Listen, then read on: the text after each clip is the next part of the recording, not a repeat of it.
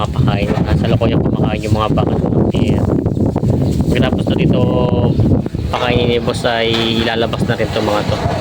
Kumbaga hindi sila natili sa corral lang mga bakang ito. Ayan. Anong kalimitang ano mo dito? Painom? Anong hinahalo mo sa painom nila? Yung ano, palyat. Palyat tsaka Katapin. feeds. Yun lang. Palyat at feeds lang ang inaano mo dito sa kanila. Ito ang pinakamalaking alaga ni boss na baka. Ito daw ay pang 6 months na alaga. Kulang-kulang 6 months na daw ito. Lalaki. Yan na, magandang araw mga Talongs TV. Tayo po ay bumisita dito sa isang farm ng mga baka dito sa Mabalor, Rosario, Batangas. At makikita nyo po meron dito mga baka, mga patining. At yung si boss ay kasalukuyan yung kanyang mga alagang baka. Tayo magtatanong ng ilang impormasyon lalong sa pag-aalaga ng ganitong mga baka. Yung po pinapakain nila ngayon ng napier ito mga bakang ito. At kung mapapansin nyo po sa parte doon, no, dayami na, nag-iipon na silang dayami para sa pakain. Dahil nga po dito sa Batangas pag ganitong buwan ay talagang medyo mainit na at yung panahon dito ay natutuyo na yung mga damo.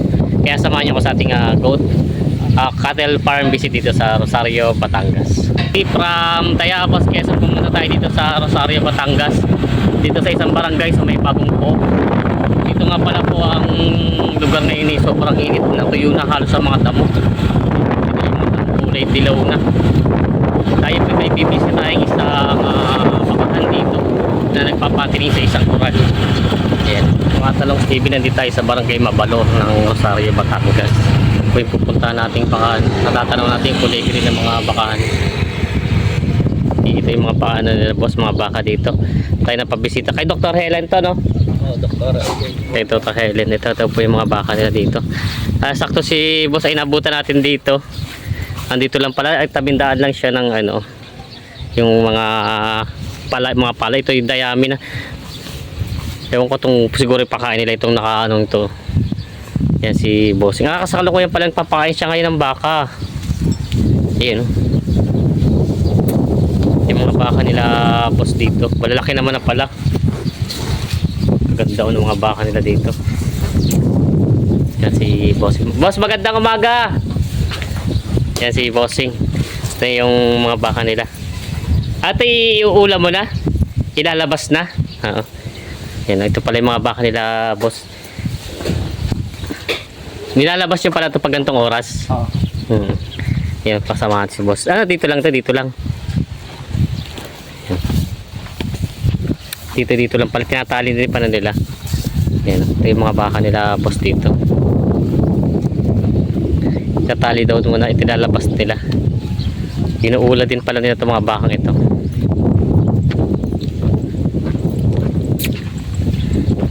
Yan, tinatali nila doon. Tayo magtatanong ng mga impormasyon siyempre lalong sa pag-aalaga ng baka. Si boss mismo ang nag-aalaga ng mga bakang ito. Yan. Tali nila dito.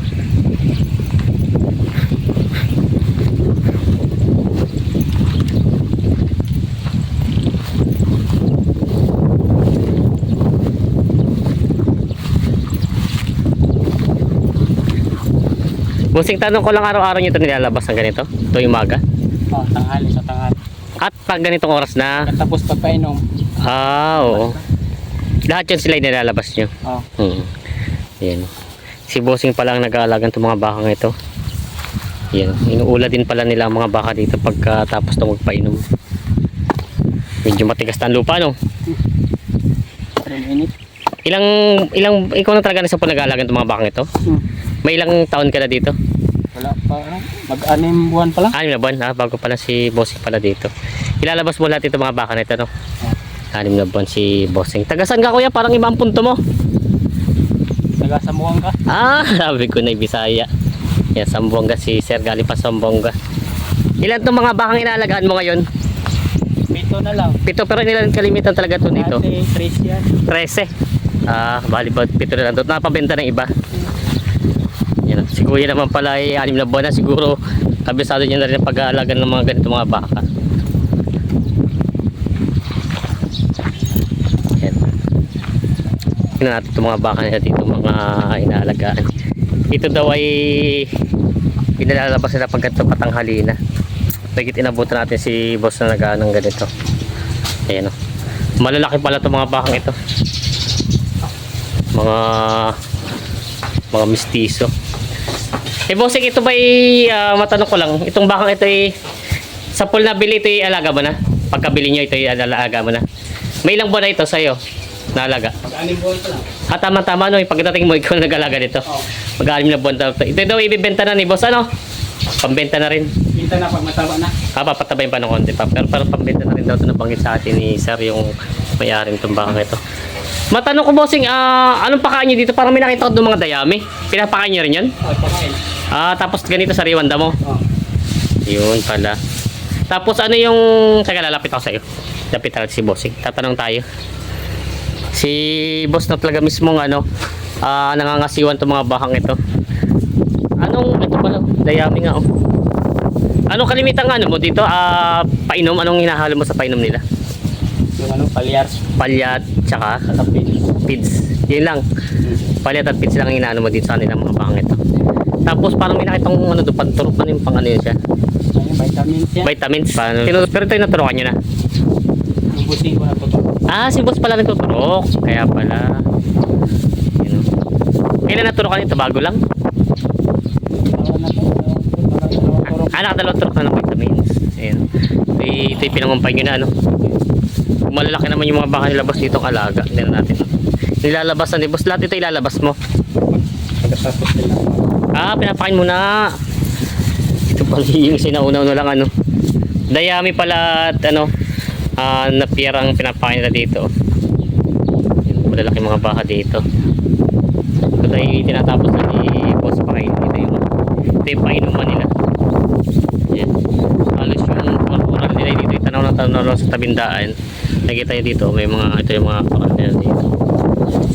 Ito daw ay mga nabanggit sa atin ni bossing yung may-ari ng baka na ito. Ito daw ay pambenta na. Yan.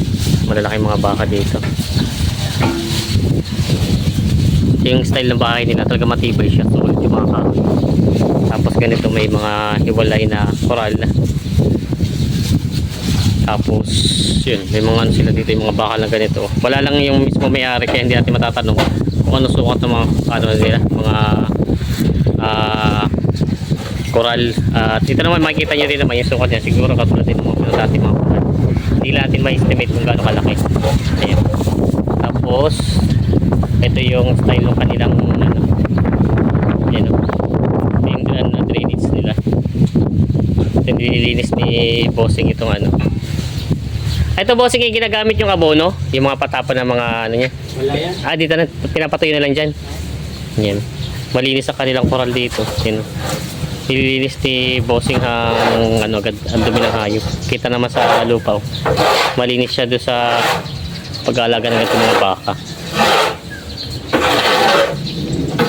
Tapos bossing mamaya papainumin ulit paghapon. Alas 3 sa hapon. Alas 3 ng hapon. 2 beses ka nagpapainom. Oo.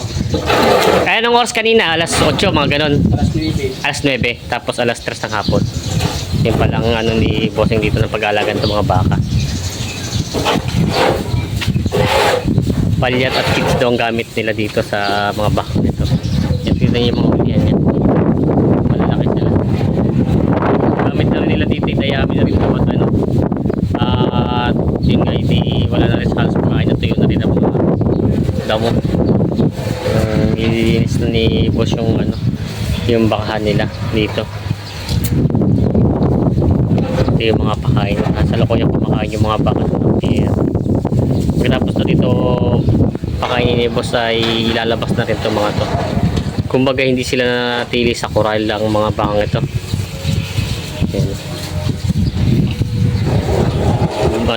Parang may pinaka-exercise sila. Ayan, tingnan nyo, lalaki ng mga baka ito. Yan, nilinis ni boss yung mga dumi ng mga tinatambak dito. Pero tutusin, wala siyang amoy. At kalimitan naman kinakain ng mga baka ay damo. Bossing, tong mo dito? Paano pagsahod sa'yo dito? Buwanan? Quincenas? 15-30 pala dito. Hindi siya yung katulad sa ibang mga yung hatian sa mga pag binibenta na. Isa si sir pala ay quincenas ang sahod. Ito yung mga baka dito. Maganda ang lokasyon nila at mahangin, tapos yun open siya. Yan ang laki ng mga bakang ito. Ito na yung pangalawang baka na ilalabas ni Bossing. Ayan. Tapos anong oras mo na ito ipapasok mamaya? Last dose. Ah, talagang hindi rin siya maghapon, ano?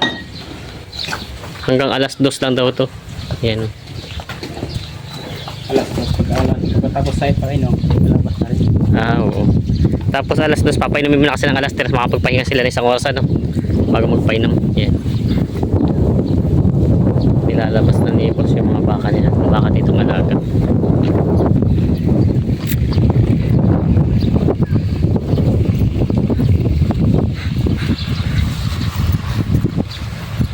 Tinatali niya isa-isa sa mga ano, inuula. Ayan.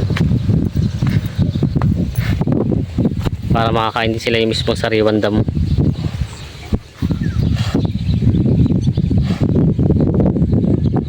Naman yung isa. Bali lahat ito inilalabas ni ano, itong mga bakang ito. Putit mababait siya, ano? Hindi naman siya nanonuwag. O minsan nag-ano din, nasuwag din. Yung isa, Ay nga, parang dayo pa yan. Kita ko kanina parang na ano siya, nahangos. Ayan. Yung isa daw medyo na ano, may nasuwag. Ayan. Laki na ang pagkabaka nito. Hirap na ilabas.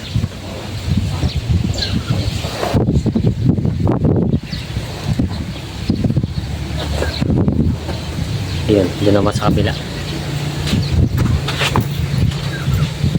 Dito na may tatali ni Boss yung isang baka.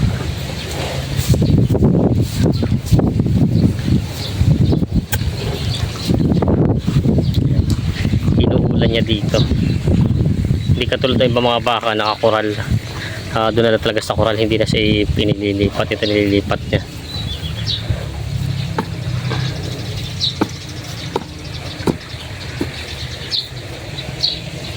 Ito yung isa.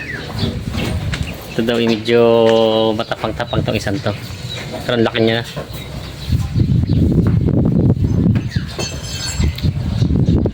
Ayan.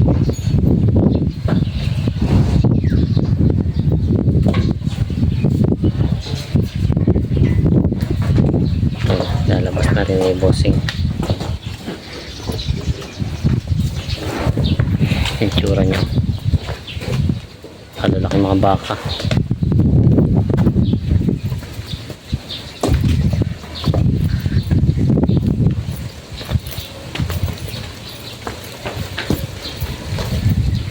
Nauulan niya isa-isa bago para mamaya ito ibabalik na ng mga alas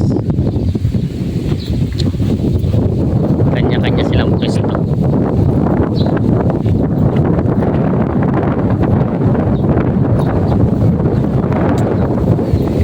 Bali totally 7 heads ang alaga ni Boss na baka. Yung isa yata yung babae.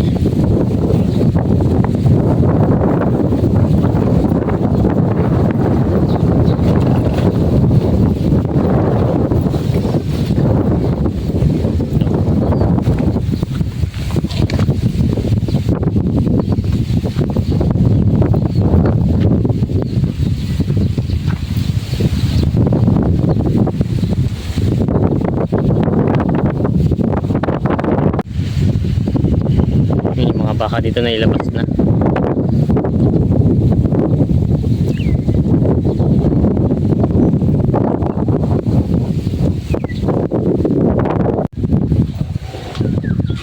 Ito yung isa, huling ilalabas ni Boss. Ito ang pinakamalaki, ano? Gusto mambara ako. Ito ang pinakamalaking alaga ni Boss na baka. Ito daw ay pang 6 months na alaga. Kulang-kulang 6 months na daw ito. Lalaki.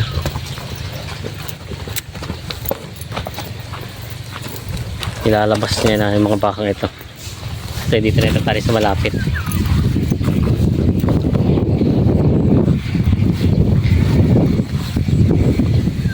Hindi naman mahirap Boss mag-alaga ng baka.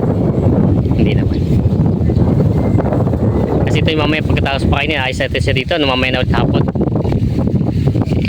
Hindi nga ni boss kung saan naabot yung tali. Ito isa parang malahi-lahi itong bakang ito.